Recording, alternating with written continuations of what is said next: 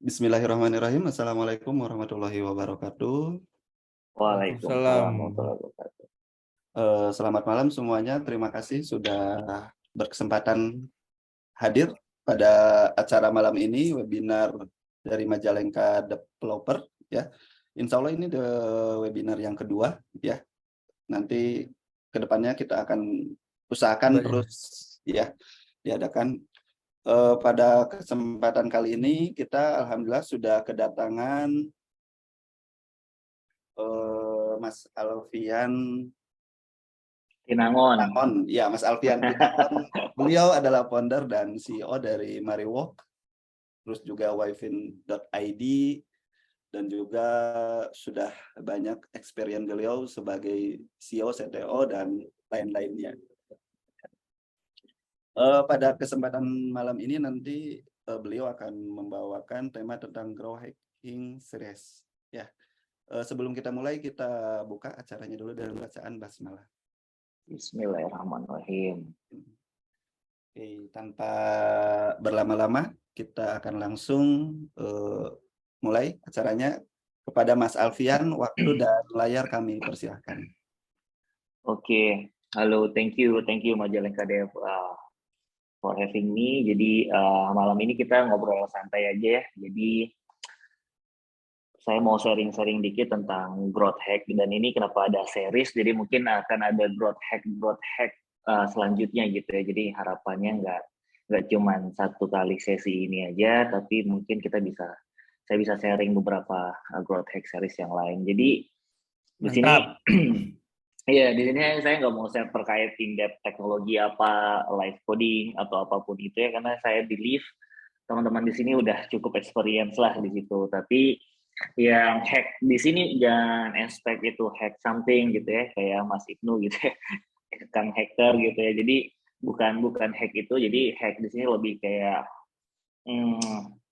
saya mau sharing beberapa pengalaman kayak growth hack series saya di experience saya, bagaimana kita build team, terus kemudian kita build product, dan nantinya mungkin harapannya bisa juga saya share bagaimana kita hack the business itself gitu ya. Jadi bukan hacking orang lain, tapi hacking tim kita sendiri, kemudian hacking bisnis kita, hacking produk kita sendiri. Nah, saya cuma mau share beberapa hal ya terkait growth hack. Kali ini kita mungkin bisa mulai dari growth hacking series pertama, team development growth hack. Nah, team development growth hack ini simple, tapi harapannya nanti pada akhir webinar ini teman-teman bisa bawa pulang beberapa pelajaran dari pengalaman saya, dan juga mungkin pengalaman dari beberapa founders yang lain. Di sini bisa tanya jawab nggak ya, dua arah nggak ya? Bisa dong, bisa langsung. Bisa dua arah. Ya, bisa. Teman-teman berarti bisa open mic gitu ya? Iya, aktif. Oke, jadi pertama sebelum saya mulai sharing, saya mungkin mau bertanya dulu nih dari teman-teman yang ada di sini, ada join, ada banyak ya. Saya cek di sini lumayan banyak ya, lebih dari 10 orang. Ada berapa dari teman-teman yang udah punya small teams, atau lagi manage teams, atau bahkan sudah jadi part of teams? Nah, itu saya pengen tahu juga tuh. Kira-kira ada yang udah ada yang salah satu di kondisi yang tadi, mungkin bisa coba open the mic. Kalau gue udah pasti small teams. Ya, small team. Yang lain? Belum ada ya? Belum. Oke. Jadi saya assume teman-teman masih di stage bahwa research sendiri, terus timnya dirinya sendiri gitu ya. Tapi nggak menutup kemungkinan teman-teman bakal ada di satu phase di mana teman-teman akan join teams atau bahkan build tim teman-teman sendiri. Nah, ini saya mungkin mau share sedikit ya tentang paper di MIT. Ini bisa share screen kan ya? Bisa. Kang Reddy, share hostnya. Halo? Halo, Kang Reddy? Sebentar. Boleh. Oke. Share host permission-nya. Mantap nih. Gue suka ada ini nih. Iya, ini kita share sedikit nih, ini Ada referensinya. ada referensinya share broadcast. Share broadcast. Nah, udah kelihatan ya layar saya. Oke, aman. Nah, jadi saya mau share paper tentang ini ya. Jadi kayak stage of team development. Jadi ini bukan saya yang buat, dan kebetulan ini jadi salah satu fundamental filosofi saya selama ini buat team development, dan juga adalah di literatur utama saya setiap saya build tim saya yang kecil, dan juga saya share ini ke semua managerial level di bawah saya, atau bahkan di leads terkecil di bawah mereka yang manage small teams, atau bahkan nanti ke each individu di dalam tim itu. Nah, kenapa saya mau share ini? Karena berawal dari memes ini ya. Jadi ini mungkin tadi teman-teman waktu saya tanya, ada yang sudah punya tim, ada yang udah join di tim, atau ada yang baru mau bentuk timnya gitu ya. Mungkin teman-teman pengalaman dengan kondisi seperti ini gitu ya. Jadi setiap tempat kita bekerja itu pasti ada orang yang emang superhero ya, kita anggap dia tim palu gada gitu ya, dia lakuin semuanya. Ada juga yang dia ada di tim tapi dia nggak tahu apa yang terjadi ya, bikin apa gitu kan. Ada juga yang tahu-tahu datang, gue mau bikin ini, gue bantuin ini, tapi end up dengan dia tidak helpful sama sekali. Kemudian ada lagi satu orang yang biasanya dia cuma join kick off meeting, habis itu pas udah deployed dan handover, bahkan dia nggak ada gitu ya, karena emang dia nggak kontribusi sama sekali. Nah ini yang coba akan saya share gitu ya, biar kondisi seperti ini bisa minimize di tim kalian nanti. Bukan hilang 100%, tapi hopefully bakal berkurang, atau mungkin kalau teman-teman bisa jago hacknya, bisa hilang sama sekali gitu. Nah, jadi di stage of team development ini there is 5 stage gitu ya. There is 5 stage di team development. Yang pertama itu forming. Forming ini sebenarnya fase di mana teman-teman itu baru bergabung di dalam tim. Jadi kondisinya apapun itu ya, mau dia lead, mau dia managers, mau dia C-levels, any kind of positions, ketika dia join di dalam suatu tim, gitu kan, dia akan melewati fase forming ini. Jadi biasanya ada yang excited banget nih, gue join tim baru nih, gue semangat banget gitu kan. Ada juga yang dia panik gitu kan. Biasanya itu kalau orang baru pindah kerja, nah itu biasanya dia panik gitu kan ya. Wah ini gue bisa contribute apa nih di sini, gue bisa perform nggak di sini. Nah itu semua orang pasti akan mengalami fase forming ini di dalam tim gitu kan.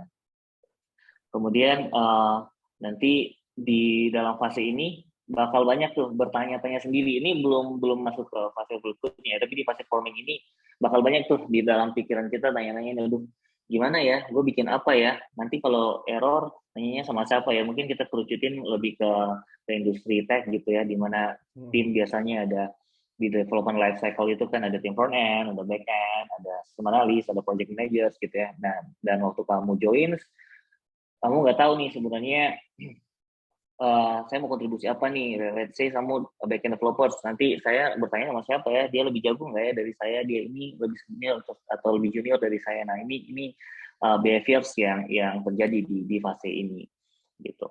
Nah kemudian nanti di stage ini juga kadang-kadang kalau misalnya nanti kita udah mulai masuk ke hacknya nih, ini lebih ke leadership hacknya gitu ya. Nah kadang-kadang untuk menyikapi kondisi orang di stage ini, kita sebagai leaders gitu ya, kita harus paham bahwa orang yang baru join ini dia sekarang lagi di fase ini. Jadi jangan expect dia udah di fase performing gitu, di fase 4 ini. Nah, jadi kita sebagai leaders di sini, kita itu tahu betul behaviors yang tadi sempat saya mention. Jadi di fase ini kita sebagai leader untuk buat ngasih tahu sama dia hierarki yang jelas. Kalau misalnya mau di pairing, ini baru join nih developer baru, nanti kamu kalau ada masalah kamu diskusinya sama ini ya. Jadi jangan langsung dicemplungin tim terus cuma dikenalin timnya dan habis itu selesai gitu ya. No, tapi misalnya Ibnu baru join nih ke tim saya gitu kan. Saya udah tahu betul waktu saya interview Ibnu secara skill mapping dia seperti apa, dan saya harus tahu betul bahwa saya harus pairing dia sama siapa. Jangan sampai salah pairing gitu ya, di pairing sama yang junior yang malah nanti bingung. Nanti ketika juniornya banyak tanya, oh ternyata gitu ya bang, oh ternyata gitu ya bang. Nah orang yang tadi di stage ini dia bakal berpikir bahwa wah ini timnya ternyata cupu nih gitu kan, ternyata jelek nih ya. Ini benar nggak Nu terjadi di tim lu gitu? Apa ya, sangat sering terjadi ya, kondisi seperti kondisi. ini gitu kan. Nah, Yes. jadi ini kalau leadersnya nggak tahu hacknya seperti apa, di fase ini itu udah pasti fail tim developmentnya gitu ya. Dan ini akan terjadi domino effect gitu, nanti lo hire orang lagi dan lain bakal terjadi kalau udah fail di fase forming ini gitu kan. Nah, jadi yang tadi saya sampaikan, ketika kita interview kita udah tahu skill mappingnya seperti apa, atau bahkan waktu mau ngajak tim join ini bukan di suatu perusahaan gitu ya. Ini misalnya kita mau bikin startup, kita mau bikin tim kecil gitu ya. Nah, semua orang di tim itu pasti akan melatih fase forming ini. Nah, sesama founders pun harus tahu bahwa mereka itu ada di fase forming satu sama lain gitu ya. Jadi di fase ini kita harus pandai-pandai buat manage ekspektasi mereka, kemudian menentukan pairing yang pas untuk mereka, bahkan untuk diri kita sendiri. Ketika saya masuk, nanti saya mungkin observe gitu ya, 1-2 hari saya observe, kemudian kalau misalnya ternyata leads-nya tidak melakukan yang seperti saya mention tadi, nah itu ada hack-nya juga buat diri saya. Lebih baik saya yang observe sendiri gitu. Ini kira-kira mana yang lebih bagus, mana saya harus pairing ke siapa, saya harus tanya ke siapa gitu. Karena di fase ini semua orang akan dengan judgement mereka sendiri-sendiri gitu ya. Nah, setelah itu nanti sebagai leaders, hack-nya lagi, dia harus benar-benar ngasih tahu nih what to do next. Jadi habis di onboarding apa yang harus dilakukan nih. Oh, jadi lu pelajarin dulu ya, ini nanti coach-nya. Nah, ini nanti kalau ada isu, balik lagi ke yang tadi, nanti kamu discuss sama si A. Karena si A, B, bla itu nggak perlu dikasih tahu. Nah, jadi kenapa dia harus discuss sama si A ini nggak perlu dikasih tahu. Jadi biar orang lain yang di dalam tim itu tidak merasa di underestimate atau di undiscreditkan gitu ya. Jadi bilang aja nanti kamu pengen sama dia karena bla bla bla. Jadi as a leaders kita harusnya bisa maintain juga how to communicate dan how to leverage other teams untuk introduce ke new team members kayak gitu. Nah, ini cukup jelas di fase ini, atau ada pertanyaan? Gimana? Yang lain ada yang mau ditanyakan? Halo. Ya. Halo. Siapa? Ya, kenalin, nama aku Gilang. Aku baru join ini sih. Ya, siap. Halo. Iya. Halo Gilang. Gilang. Mau tanya Mas Alfian, kalau dalam sesi stage forming ini misalkan kita sebagai leader atau manajemen gitu ya, kita mengharapkan orang yang baru join itu dalam sesi forming ini biasanya berapa lama sih sampai kita mengharapkan dia expect untuk perform gitu? Biasanya waktunya berapa lama gitu? Nah, oke. Ini pertanyaan menarik nih.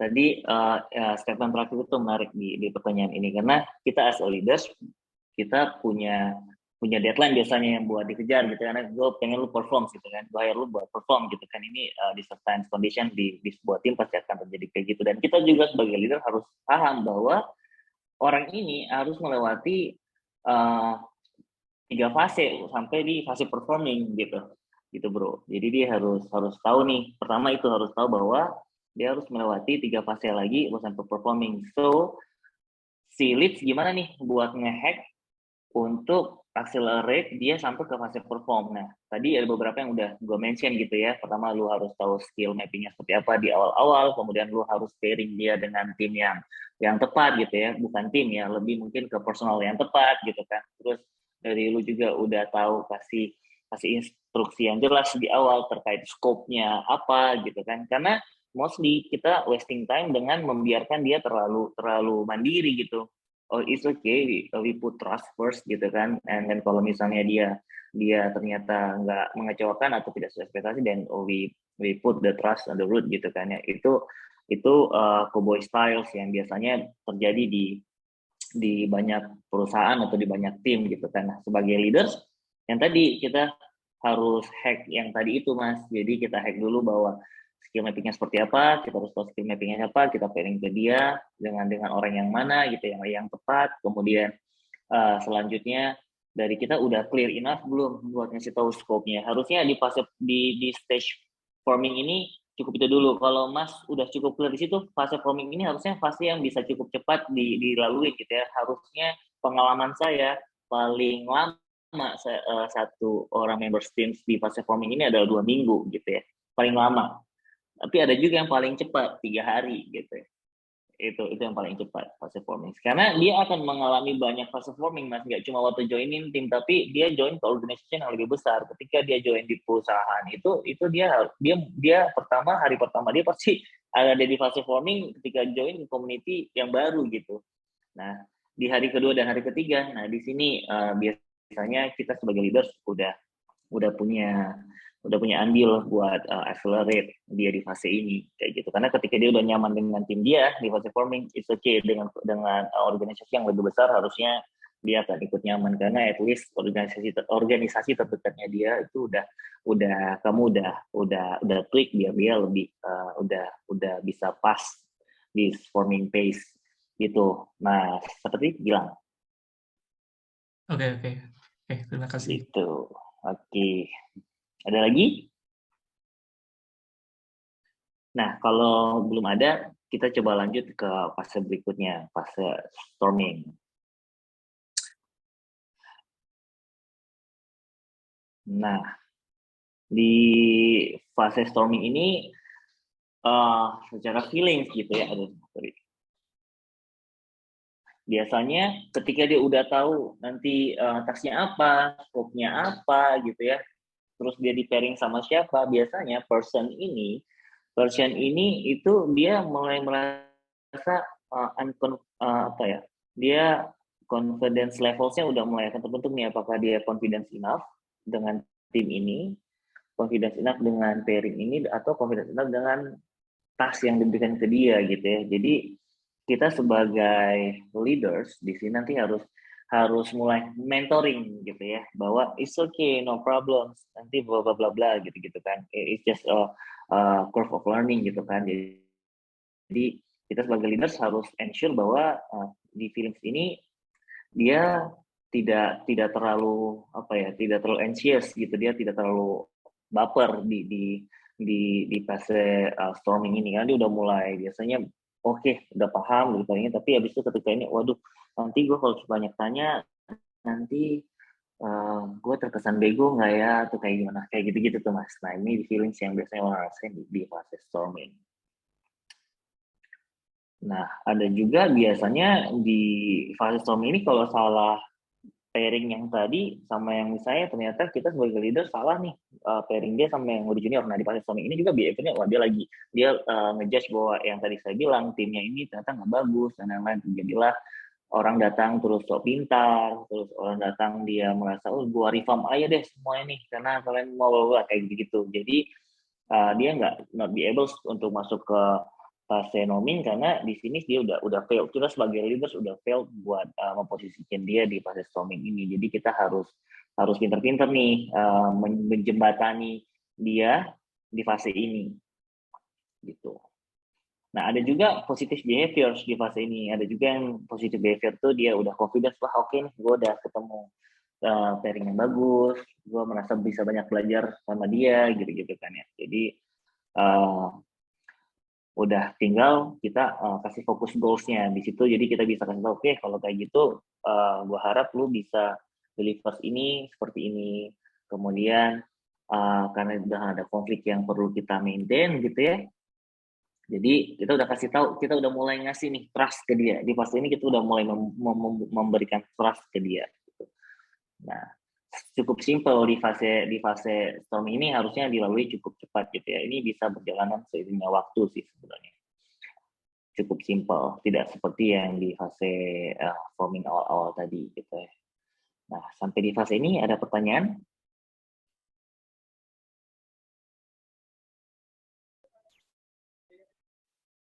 Yuk, yang bertanya boleh langsung. Bisa langsung open mic aja ya. Iya, langsung. Ya, open mic terus nanti stand up comedy gitu ya. Gitu. Nah, kalau nggak ada, kita loncat ke fase norming. Oke. Fase norming. Nah, di sini makin lama dia kenal dengan tim itu, kita sudah, let's say dia udah melewati fase 1 bulan probation gitu ya. Ini paling gampang kalau di analogian kayak gitu kan. Nah, dia udah discovers almost lebih dari 90% atau 80% team member seperti apa, cara kerjanya seperti apa gitu ya. Dan udah bisa comfort dengan timnya. Jadi bukan cuma sama pairingnya tadi gitu ya, bukan sampai tadi sama seluruh orang di development life cycle gitu ya, kayak project managersnya, terus tim yang nanti berrelasi sama dia, bahkan bisa cross department gitu ya. Jadi kayak sama departemen A, departemen B, dan departemen C yang memang nanti kerjaannya related gitu ya, kayak tim tech biasanya dia sama departemen produk gitu kan, atau sama tim bisnis. Nah, ini feelings yang akan muncul di norming ini, dia udah mulai confidence nih. Tadi kita sebagai leaders, tadi yang kita udah pupuk di trust yang kita kasih tadi, nah di sini kita bisa evaluate bahwa dia sudah confidence belum di fase norming ini gitu kan. Dengan apa kita bisa lihat feelings dari orang ini seperti apa gitu kan, apa yang dia udah rasakan, kita observe dia seperti apa dia udah mulai nyaman, kemudian dia udah bisa mulai ngasih tahu idea gitu kan, karena kalau udah nyaman nanti kan dia akan ngasih tahu idea, dia udah bisa mengutarakan pendapat, udah bisa bilang bahwa pairing mentornya tadi seperti ini, atau dia udah bisa ngasih tahu yang lebih better seperti apa, seperti itu. Nah, ini fase norming di fase seperti ini. Jadi udah bisa juga memberikan inisiatif gitu ya, bukan sama tim membersnya, tapi impact-nya diharapkan lebih besar ke seluruh development life cycle teams itu gitu. Bahkan impact-nya bisa ke manajersnya langsung juga gitu.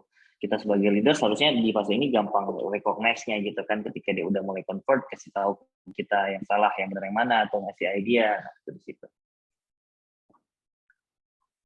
Nah, kemudian nanti di fase ini juga tadi ya, di behaviors-nya udah kelihatan ya, yang tadi saya bilang gitu kan, kalau dia udah nyaman diskusi sama cross departemen, dia juga buka. Jadi kalau misalnya ada sesuatu yang harus ditutup-tutupin, misalnya contohnya, oh ini tim bisnis request A, terus tim tech nggak mau ngerjain gitu ya. Nah, dia harusnya kalau udah di behaviors-nya, apakah dia nanti bakal jadi orang yang pengen outstanding sendiri dengan bilang, oh bisa gitu, ternyata dia akan konflik sama tim members yang lain, bahwa lu kenapa bilang bisa sih, harusnya ini begini, lu harus utamakan collective decision di timnya sendiri. Nah, itu terkelihatan dari behavior ini juga udah masuk ke fase 0.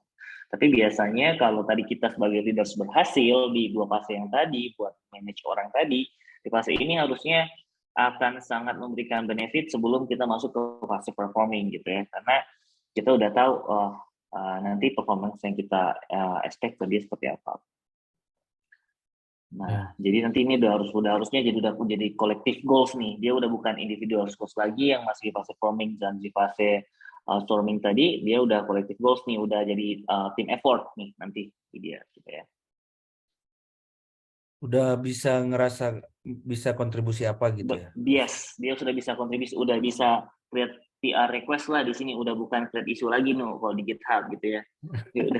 udah bisa. Jadi kalau dulu di fase ini awal di GitHub gitu, kalau di fase forming ini dia masih lihat apakah gua mau fork atau enggak gitu ya. Terus nanti di storming dia udah fork nih, tapi dia masih belum contribute, dia masih create isu doang gitu ya. Dia masih belum pede nih buat create PR gitu ya. Nah, di norming ini dia udah create PR gitu. Ini analogi sederhana kalau di GitHub gitu ya, open source contributor gitu kan. Nah, jadi tapi kalau di GitHub itu kondisinya menarik karena semua kontributor di situ berpengaruh terhadap stage calon next kontributor gitu kan. Iya, Apakah sangat. dia ketika join forums nyaman gitu, atau dia menemukan oh ini ada kontributor yang asik diajak ngobrol, itu nanti akan ketemu nih di fase storming nih. Nah, tapi di fase forming ini ketika kita sebagai creator of the open source product, ketika kita udah tahu kalau ada channel-channel yang pas untuk orang kontribusi baru dan lain, itu berpengaruh banget Nu. Jadi contohnya kita pengen nih nambah kontributor, tapi ketika kontributor baru masuk dibully dan lain-lain karena masuk ke channel yang salah gitu ya. Nah, harusnya kan masuk dia ke channel yang memang udah di stage bahwa oh ini orang baru mau menjajaki produk gitu-gitu kan. Nanti kalau dia udah oke, kita invite dia ke channels yang lebih fokus. Nah, itu sebenarnya ini di semua lini teams phase ini Bisa applicable dan valid. Yes. Dan valid gitu ya. Jadi nggak cuma di enterprise business, startup business, even di open source community, phase ini valid gitu kan. Gitu. Ini sering terjadi kok. Sering banget terjadi kan ya. Nah, tapi kalau udah di norming ini, nanti udah enak nih. Dia udah, nanti dari norming ini juga akan menentukan nanti di fase performance ya, kita masuk ke fase performance ya. Ketika di norming ini, dia sudah dia merasa bahwa, oh gue berguna nih, kontribusi gue oke nih gitu kan ya. Nah, ini akan increase his performance gitu kan ya. Performance-nya kita akan meningkat gitu. Jadi, kita akan contribute lebih banyak gitu kan. Kita jadi punya target untuk kontribusi lebih banyak. Kita punya target bahwa PR gua harus di approve nih karena kita udah tahu do's and don'ts-nya gitu kan. Begitu juga nanti di tim yang lebih besar gitu kan ya. Nah, di sini kita sebagai leaders harusnya kalau berhasil di 3 phase tadi dengan hack-hack yang tadi, ini akan sangat membantu nih. Nggak perlu diminta dia buat lembur, dia akan lembur. Nggak perlu diminta dia buat perform. Ini seperti yang terjadi sama tim gua, lu baru experience tadi gitu ya. Tim gua Sabtu gua suruh join meeting, lagi makan siang join gitu kan ya. Karena mereka di fase performs gitu ya. Karena gua berhasil manage fase forming dan storming dan normingnya mereka gitu. Jadi ketika gue ajak mereka meeting ya hari Sabtu tuh barusan terjadi sama Ibnu jam 3 gitu kan, dan mereka tahu bahwa this gonna improve my performing gitu kan, gitu. Dan itu mungkin examples yang bisa diambil ya. Jadi gue bukan cuma sekedar share, tapi gue aplikasikan gitu di tim manajemen saya gue. Nah, Menarik. di sini dari fase promosi ini nanti tim itu prevent solve problems, improve the team's progress, attitude-nya juga. Jadi bukan cuman dia perform, tapi karena dia sudah melewati fase norming ini yang bagus, besok dia akan menjadi mentor orang lain yang mungkin baru join tadi di fase forming orang lain gitu. Jadi dia udah mulai bisa mengayomi gitu, bukan cuma outstanding buat ngasih tahu inisiatif idenya dan lain, tapi dia udah bisa ngasih membina orang lain. Jadi regenerasi terjadi di masa performing. Jadi performing ini bukan performance-nya kita yang impress, tapi we elevate each others gitu di performing sini. Jadi bukan cuma kita sendiri nih yang perform, tapi the whole teams. Nah, ini fase performing ini biasanya golden phase-nya. Kalau di startup itu ini fase golden phase-nya kayak Gojek gitu ya. Ini dimana semua founder sudah oke banget dan lagi sukses-suksesnya nih biasanya timnya di fase ini. Kalau berhasil ketemu di fase ini gitu ya. Jadi ini udah enak banget dan semua sudah tidak ada lagi blaming culture. Itu kalau berhasil ya orang itu. Jadi kenapa saya share ini, karena kita dibuat meminimalize yang tadi ada di meme saya yang tadi gitu ya. Jadi kalau ini diimplementasikan udah nggak ada lagi yang seperti ini gitu ya. Kalau di performing semuanya orang akan 99% ini akan di-share ke 3 orang ini, dan itu tidak perlu dipecut gitu ya, akan muncul sendirinya gitu. Gue pengen contribute ini, kayak gitu. Nah, sampai sini ini kan gue udah bahas 2 fase ya, norming dan performing ya, kurang lebih ini sangat berkaitan. Ini ada yang mau ditanyakan atau ada yang mau sharing terkait kalian pernah di fase ini atau enggak, atau kalian pernah menemukan tim member sekalian yang gagal di fase ini, atau tim sekalian bubar, atau memang kalian udah mulai merasa bahwa oh iya ya, salah selama ini gue build tim gitu ya, salah selama ini gue sebagai team members gitu ya. Nah, apakah ada yang bertanyakan atau yang mau di-sharing gitu sampai di fase 4 ini sebelum nanti saya akan ke fase 5. Nah, nanti akan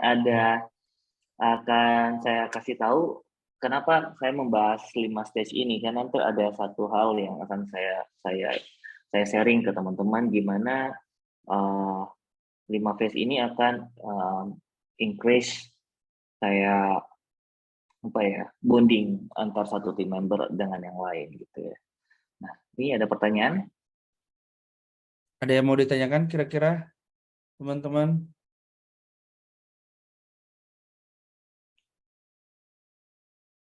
Ini Belum menarik ada. ya, setiap stage-nya.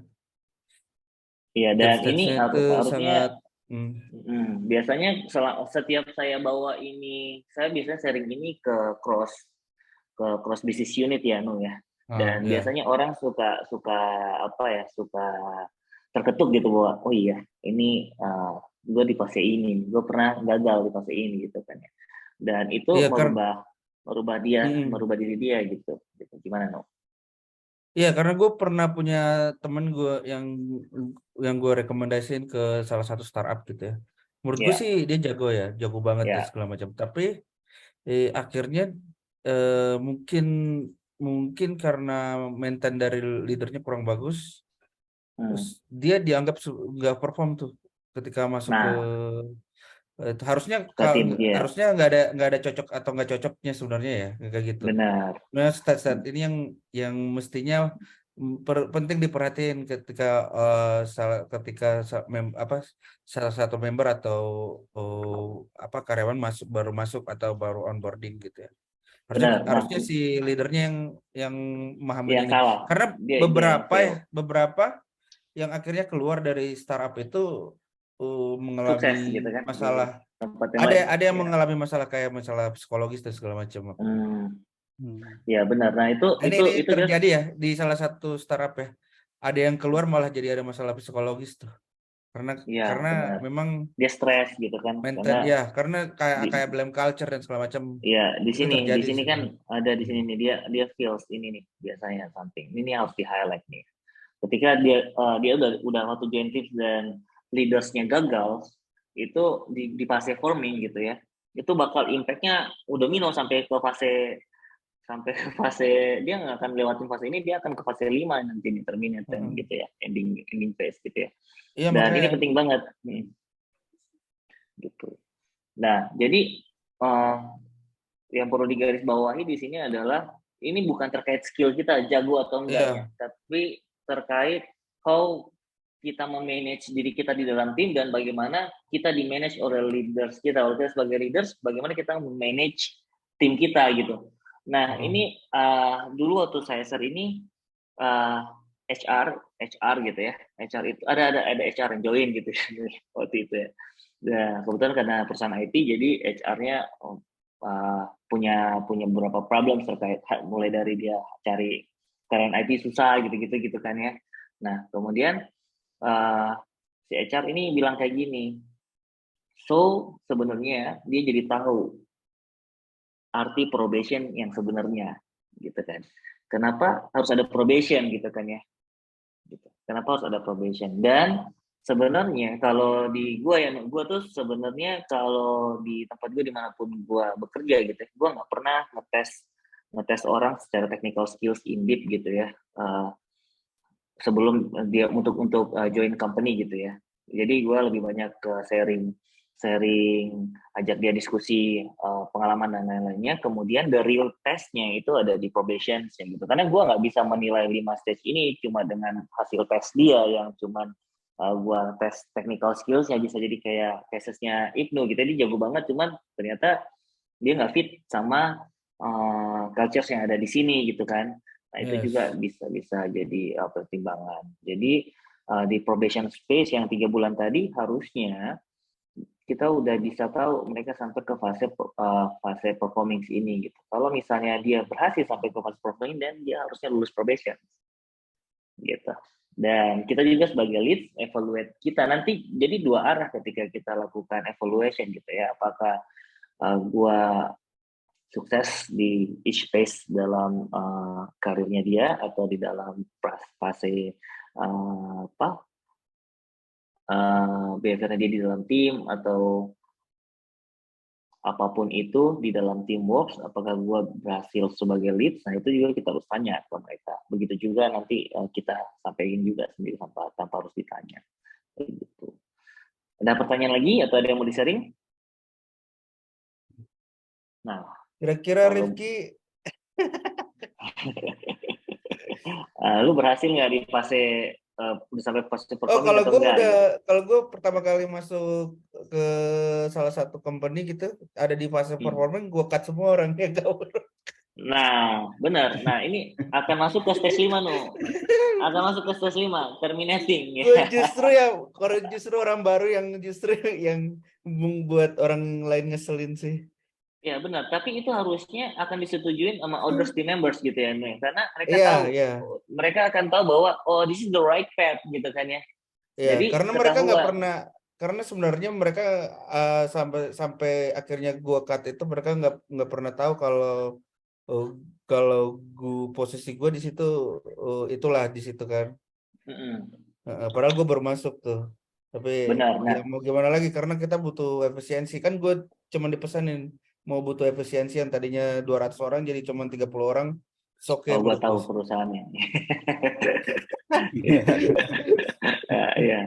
Jadi tapi benar. Jadi bukan berarti tim lu besar itu bagus manage-nya, enggak, itu cuma kayak gua masukin banyak barang, jadi quantity itu tidak bisa menilai qualities gitu ya. Jadi tim besar itu mungkin bisa nge-boost everything, cuma qualitiesnya nggak ada yang bisa guaranteed gitu kan, dan nggak ada yang guaranteed, mereka tidak ada cekcok satu sama lain gitu kan, tim yang besar itu gitu kan, dan itu yang harus diminimalize. Lebih baik timnya kita kecil tapi cinta damai gitu kan ya, timnya kecil saling support gitu kan ya.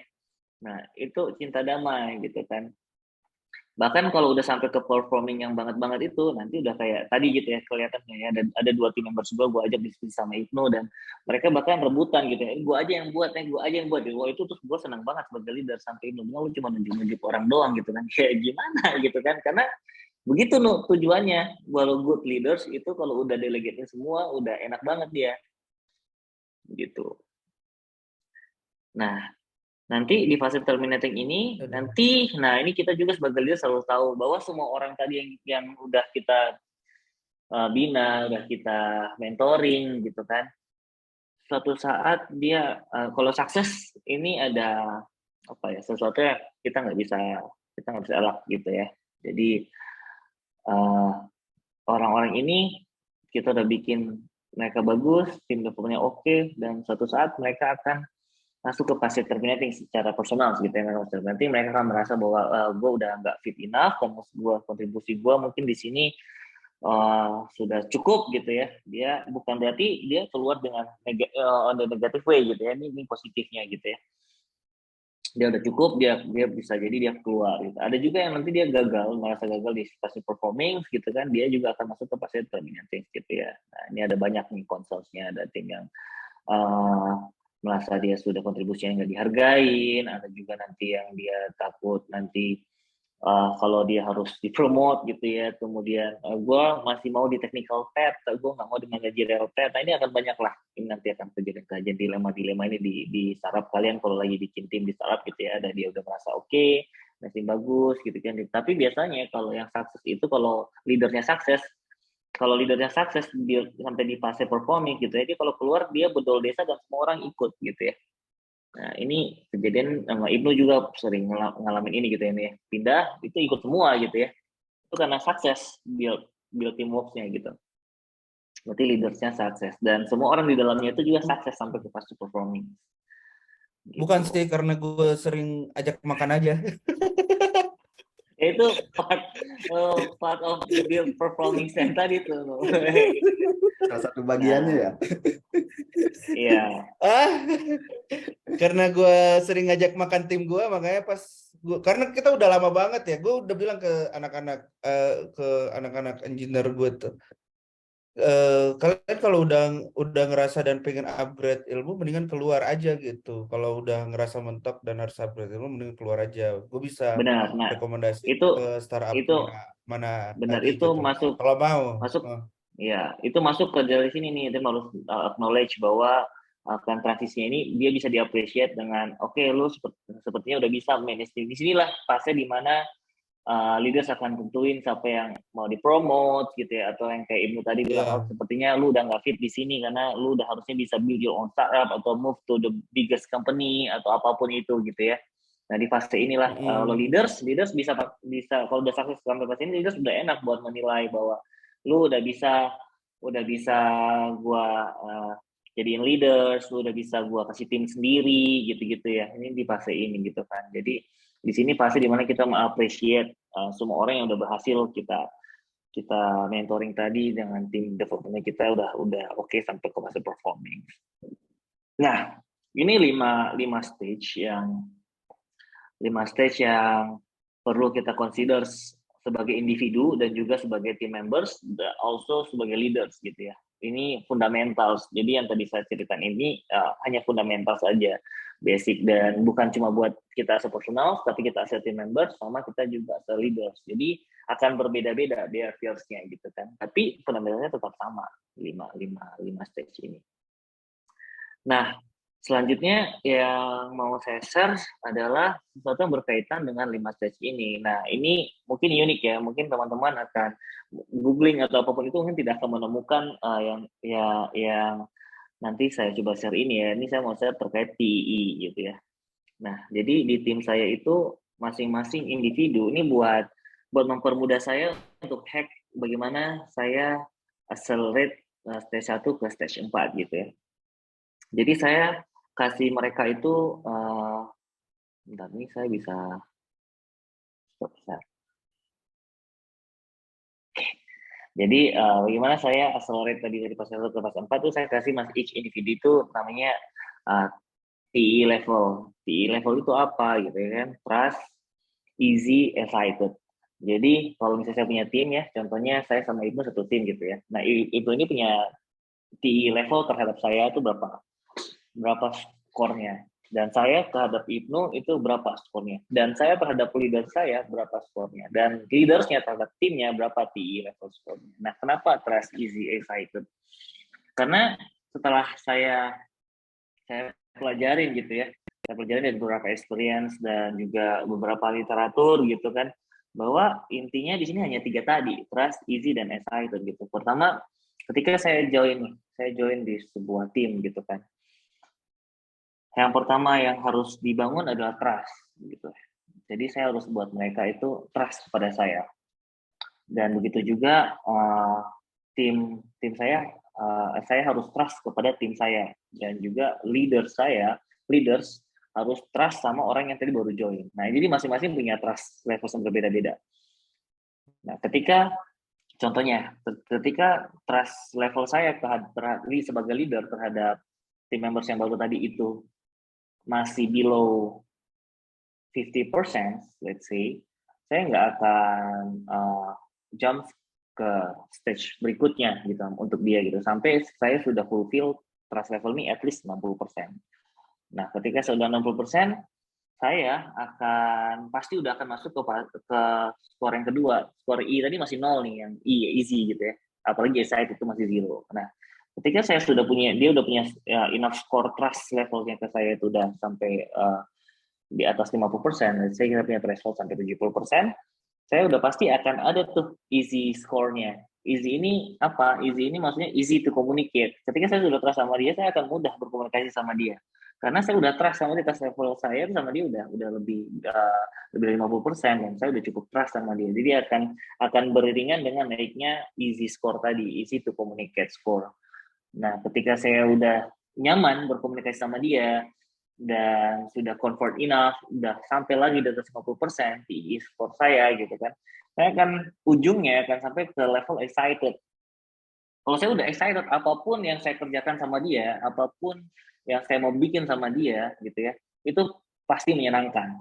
Pas mau mau susah seperti apa pasti menyenangkan karena saya sudah trust sama dia, saya sudah easy komunikasi sama dia, saya akan sampai ke level excited buat mengerjakan apapun sama dia. Begitupun sebaliknya, kalau ternyata saya punya TI level sama dia itu cukup tinggi, tapi dia tidak punya TI level kepada saya yang tinggi, itu tidak akan terjadi nih.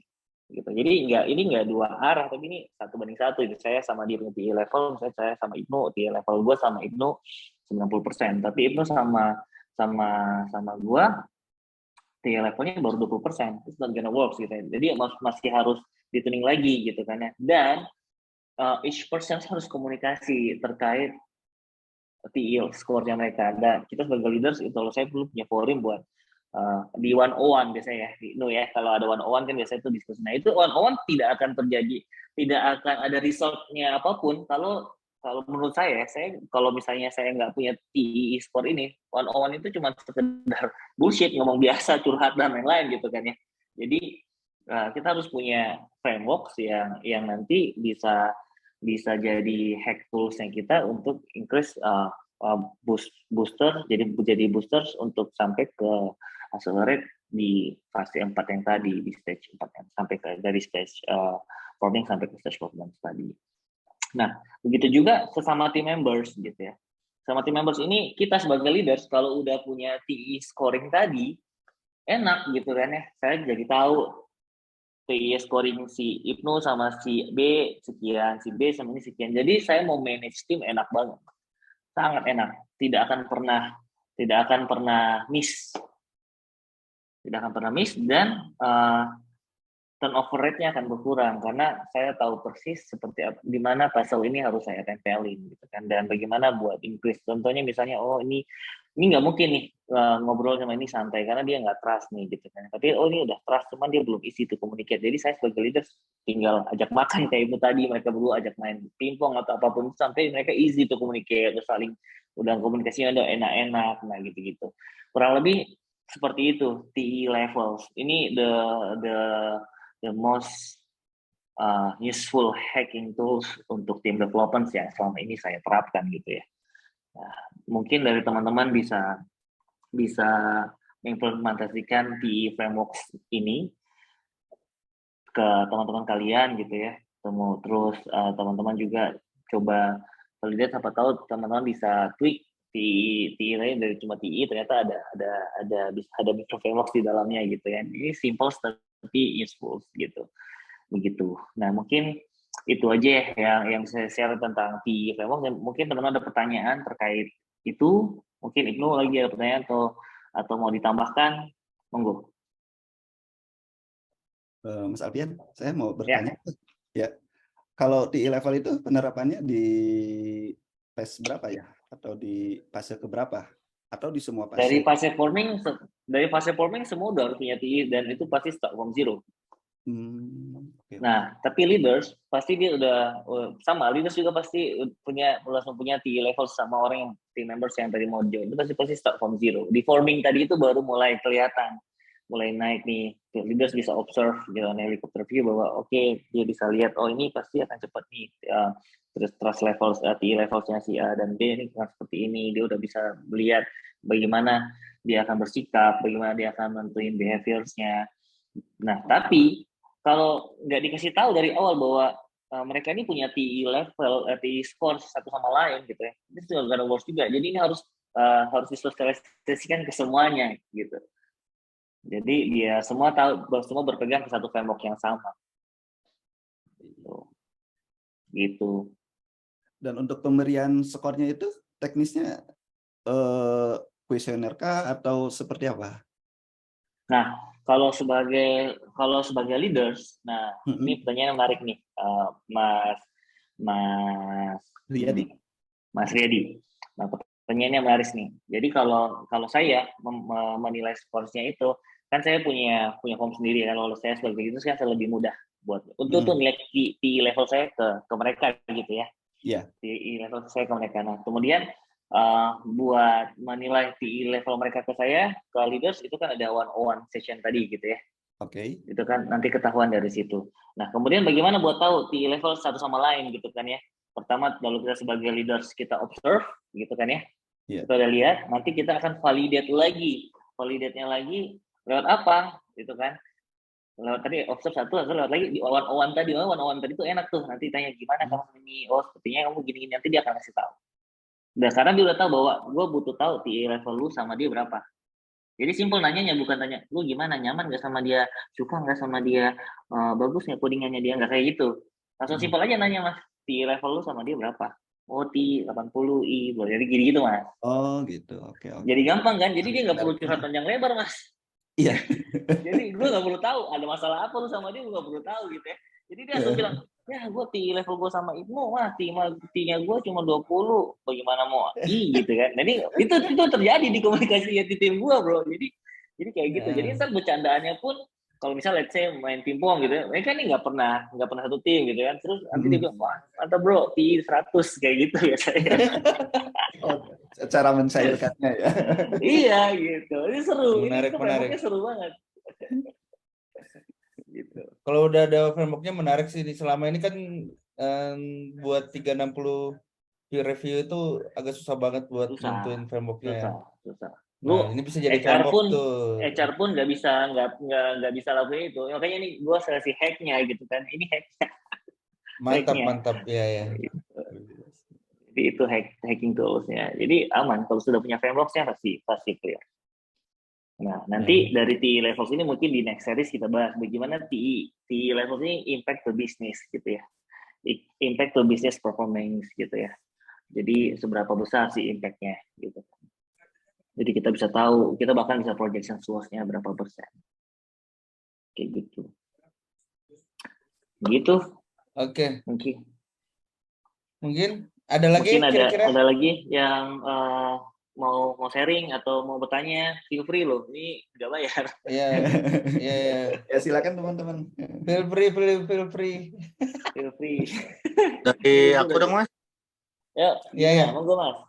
Nah, aku kan pernah kerja juga ya. Nah, waktu itu kalau tiap berapa bulan ya ada KPI atau review gitu ya, antar ke manajer, antar ke cross team kayak ke orang desain, orang QA gitu-gitu. Tapi dirasa kalau ini nih nggak ada efeknya, nggak ada efek ke kenaikan gaji, nggak ada efek ke apa gitu, kayak udah berlalu aja. Jadi itu kayak hal yang apa ya, hal yang nggak guna aja gitu. Jadi males pada kayak gituan tuh, harus ngisi gitu. Padahal ya itu jadi nggak ada impactnya aja gitu. Paling bisa kan impactnya kan yang ini gaji ya. Kalau nggak gaji ya harusnya ada sesuatu lah, ada feedbacknya lah, tapi nggak ada gitu di perusahaan-perusahaan yang beberapa perusahaan belakang tuh. Jadi kayak cuma ya ini mungkin sistem HR aja gitu, sistem HR biar keren gitu. Jadi kan HR dibundling gitu ya, ada aplikasinya buat absen gitu ya, terus ada review dan lain-lainnya. Padahal malah kerjaan gitu. Jadi ya itu aja sih yang di sharing, apakah kenyataannya begitu atau sebenarnya ada yang salah gitu. Ya, salah berarti.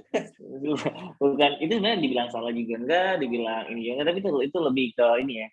Itu lebih ke kebijakan ya, ke company gitu ya. Semakin besar perusahaannya, pasti mereka membutuhkan framework yang lebih fit buat mereka. Cuma sebenarnya kalau KPI itu sebenarnya udah kurang relevan saat ini ya, lebih relevan OKR gitu ya, objective key result gitu ya. Nah, OKR ini yang pas tuh sama face yang tadi. Jadi udah tahu result objektif key resultnya apa, result dari dia mau kerja dari rumah yang mana, yang penting objektifnya ada resultnya yang udah kita expect gitu kan.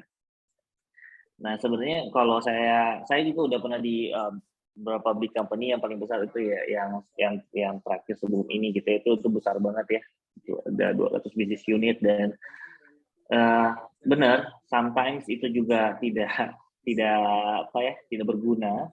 Cuman kalau saya sih selalu saya balikin lagi, kalau kita nanti mungkin kita punya company sendiri gitu ya, KPI ini tetap akan ada. Cuman tadi harus ada framework yang pas buat evaluate KPI gitu ya.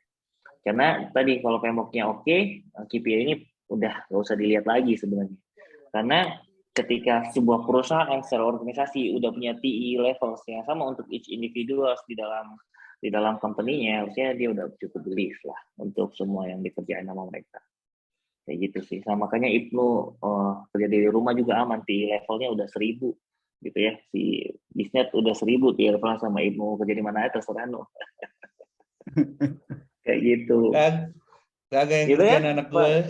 Valid kayak gitu. Nah, gitu. Jadi lu juga sama anak lu di level lu pasti udah segitu gitu kan. Sangat gitu sih kalau anak-anak gue tuh. Nah, kayak gitu. Terus ada yang nanya sama gue, TI level ini bisa turun nggak? Misalnya gue sama lu dulu TI level gue segini gitu kan, bisa turun nggak?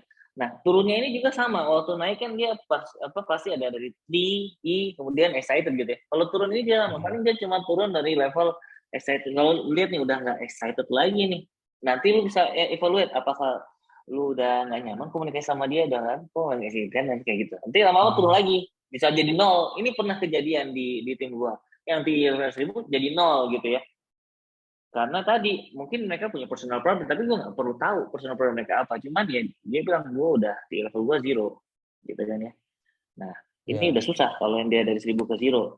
Ini better kita selesaikan secara kekeluargaan gitu ya. Tapi biasanya gue di situ mengutus HR biasanya buat coba lu cari tahu ada isu apa gitu kan. Tapi biasanya ini paling susah buat jadi ada skornya lagi karena trustnya ini yang udah susah dipupuk. Cuma biasanya ada juga yang dia masih trust, cuman excitednya udah berkurang karena kenapa? Mungkin mereka sudah tidak pernah join force lagi gitu ya. Sudah tidak easy lagi komunikasinya, satunya sibuk gitu kan ya, gitu. Itu ada juga berkurang seperti itu. Nanti masing-masing akan ada kelihatan. Jadi nggak naik, cuma naik sampai 1000 terus mentok, nggak, itu bisa reduce juga. Dia dinamis. Menarik. Biasanya evaluasi TI ini berapa, ada rentang waktu nggak, berapa lama gitu? Kalau saya sebagai leader tiap hari saya cekin. Jadi saya coba lihat, oh nih di level saya, gue sama lu masih 1000 aman. Jadi gue lihat dari behavior mereka kalau sebagai leader gitu ya. Tapi kalau untuk yang persen-persen tadi ya ikutin polisi aja, mau one-on-one-nya berapa lama, berapa kali sehari. Biasanya kan kelihatan nih TI level ini tanpa harus dievaluasi one-on-one tuh kelihatan tuh dari tech talk gitu ya, dari kita bikin hackathon internal gitu, itu kelihatan. Itu kelihatan nanti. Nanti kalau yang TI-nya sama-sama gede nih, TI-nya sama lu 1000, lu sama gue 1000, pasti mau setim terus. Sama kalau lagi main tenis, main bola, main apa, itu pasti kelihatan. Menarik. Jadi bukan cuma kayak gua suka dulu tuh kalau belum ada Femongnya, gue cuma suka sama dia. Tapi lu nggak tahu kenapa lu suka sama dia gitu. Iya, benar juga, harus ada tolak ukur. Iya, gitu. Menarik nih. Jadi acuan juga buat 360 peer review nanti. Gitu. Jadi udah cukup clear. Nah, lebih seperti itu. Ada lagi dari ini, jangan cuma mas-mas ini doang yang nanya nih. Mungkin ini ada Mas Abdul, ada gimana Mas Abdul? Ada yang bisa implementasikan atau mau di-share? Mas Rifki nih coba di-share dulu aja Mas Rifki. Dia kan anak Kiskaf nih. Nah, iya, itu mungkin gimana? TT level kamu sama Delta itu berapa persen?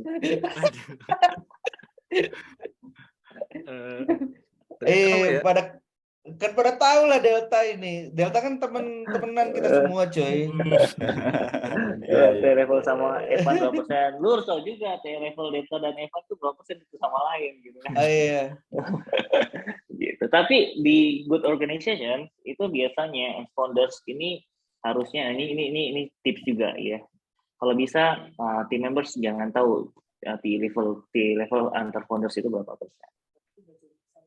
Gitu. Iya, itu bisa mempengaruhi banget sih. Ya, gitu. Tapi kalau Rifki bisa bilang, wah, gue lihat di levelnya Evan sama Delta, sekian, wah itu something wrong. Wah, iya kayaknya sih begitu ya. Gue lihat soalnya Delta kurusan. Gitu. Gimana Ki? Silakan Mas Rifki. Kalau kamu udah nggak betah di sana, boleh juga pindah Ki. Nah, ini ke tempat gue Ki. Gitu. Ayo mas-mas yang lain kira-kira gimana? Mas yang lain. Halo, ya Mas. Kalau misalkan gini, kalau misalkan kita ngadepin orang yang nggak enakan gimana tuh?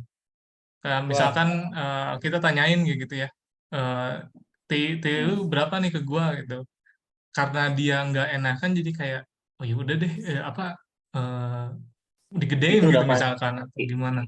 Itu udah pasti kalau dia nggak enakan, I-nya dia sama lu pasti berkurang karena dia nggak easy gitu. I-nya lu sama dia pasti berkurang gitu karena lu nggak easy komunikasi sama dia, nggak enakan gitu kan ya. Itu simpelnya Soalnya di Sunda kayak gitu tuh. Gak enakan gitu. Iya benar. Almost hampir semuanya. Ya tapi sebenarnya gini bro. Sebelum lu tanya sebelum lu bertanya di levelnya dia sama lu harus tahu dulu ti level lu sama dia berapa gitu. Contohnya sama yang gak enakan tadi, ti level lu sama dia berapa? Gitu. Nah ini real case kayaknya. Coba menurut Mas kalau tadi yang dari saya sampaikan di Femox ini Mas T-nya berapa, I-nya berapa? Nggak excited belum kalau kerja sama dia? Itu kayak gimana? Atau cinta bertepuk sebelah tangan itu kayak gimana nih? Atau Mas yang gak enakan? Atau Masnya yang gak enakan? Iya sih. Iya ya, kalau misalkan kita udah ini sih udah isi communicate, kayaknya dia juga udah enak yang ngobrol sama kita, terus udah pasti. to the Dan point gitu sebenarnya ya. iya, dan sebenarnya kalau ini cuman kayak ini bukan dibikin jadi benar-benar diimplement ke semua, disocialize semua bahwa ini framework-nya gitu ya.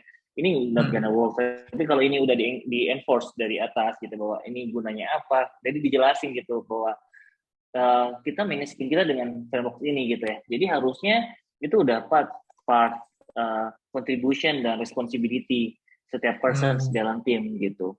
Jadi harusnya so far sih gue belum pernah menemukan yang nggak enakan ya. Tapi biasanya nggak enakan ini biasanya dia akan kasih taunya ke leadersnya. Jadi nanti harusnya ada yang menengahkan. Karena kan waktu one kan nanti dia akan cerita di level gue sama dia yang aktualnya berapa. Dan leadersnya juga bisa lihat bahwa walaupun lu diam-diam sama dia, lu senang kok sebenarnya kerja sama dia, lu sebenarnya I-nya ini tidak terlalu banyak, saya kira 50%, tapi sebenarnya dia excited. Nah, bisa juga karena dia I-nya ini, easy-nya ini masih di bawah 40%, tapi lu excited udah kerja sama dia, ini juga bakal no problem bro. Gitu. Untuk yang tipikal kayak gini. Seperti itu.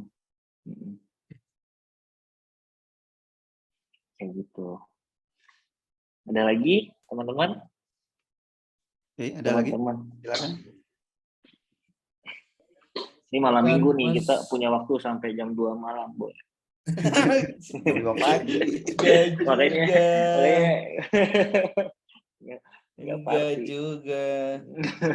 Gimana? Ada lagi, Mas? Tapi menurut lu seberapa besar pengaruh tim besar sama perbandingan antara tim yang gede sama tim yang kecil? Soalnya gue pernah ngalamin dua-duanya sih sebenarnya. Seberapa besar impact-nya ya. Kegagalan implementasi ini ke tim besar sama tim kecil gitu ya. Iya. Nah, kalau sebenarnya kalau ada tim udah terlanjur besar gitu ya. Kalau ini sebenarnya gue enaknya sharing itu ke tim kecil yang akan menjadi besar gitu ya. Tapi kalau udah tim yang terlalu besar, itu harus ngomong sama top level manajersnya karena yang di bawah ini biasanya susah mengambil kebijakan. Tapi ini ada hacknya juga. Kita kan part of organisasi terkecil di dalam perusahaan besar itu gitu kan, di dalam tim besar itu kan. Dalam tim besar itu kan ada mikro tim lagi kan. Kalau lu lihat sekarang kan lagi tren tuh kayak kalau sekarang itu kayak dia bikin kayak grup gitu kan ya, project group gitu kan ya. Nanti disilang tim ya. Mikro tim nanti kan disilang-silang gitu kan ya. Nah, itu diimplementasiin di situ Nanti lama-lama itu akan naik ke atas gitu framework-nya. Jadi harusnya ini bakal lebih mudah kalau top to bottom, tapi ini bukan berarti impossible kalau kita mau initiate dari bottom to top. Gitu. Walaupun tidak akan sampai ke super topnya, karena kalau sampai super topnya belum sampai super topnya ya sama seperti yang dikasih sampaikan Mas Ilham tadi itu kalau KPI-nya nggak guna, cuman at least kita as leaders di situ udah tenang, udah nggak peduli lah ini perusahaan mau kayak gimana gitu kan ya. Yang penting tim gua udah do their best performance gitu kan. Iya, gitu. Yang penting kita bisa sharing ke mikro timnya lagi kan. Iya benar, yang penting goalsnya kita udah sampai ke performance tadi. Mau nanti dia sampai di ending stage, itu nanti kalian bisa kemana-mana kok, tenang aja. Karena company sebenarnya cuma sebuah wadah gitu ya. Cuman ya kalau ini sampai ke atas kan ini udah jadi ekosistem yang bagus. Cuma kalau ternyata kalian kan bisa move to another ecosystem dengan yang lebih baik gitu kan. Jadi seperti itu. Karena gue pernah merasakan posisi juga, lu juga pernah merasakan posisi juga sebagai employees gitu ya, sebagai eksekutif di perusahaan besar gitu ya, terus lama-lama lu jadi owners di suatu perusahaan, itu stage-nya kan akan berbeda-beda challenge-nya gitu. Dan ya gue realize bahwa masing-masing punya pain point sendiri ketika lu jadi employee, lu akan ngasih tahu dengan sudut pandang lu seperti apa gitu kan, tapi semua tergantung leadersnya. Nah, jadi saya coba encourage ke teman-teman buat jadi memupuk leadership dari awal, at least buat diri kita sendiri dulu. Kalau kita udah bisa implementasi 5 stage tadi di dalam diri kita, harusnya once suatu saat kalian memilih buat jadi strategical path, udah punya fundamental yang cukup strong sih. Itu aja. Mantap. Oke, Gitu. yang lain kira-kira Oke. ada.